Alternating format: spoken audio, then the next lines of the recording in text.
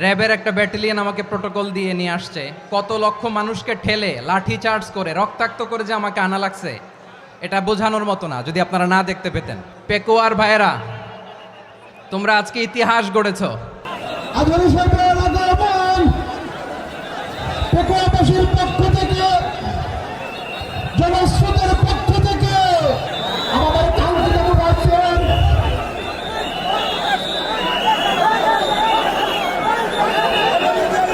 আমরা দৃষ্টি আকর্ষণ করতেছি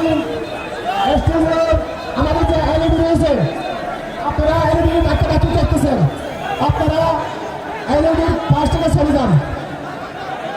এলইডি যদি কোনো এলইডি স্টার্ট হয়ে যায় আলোচনা শুনতে কষ্ট হবে। সাংবাদিক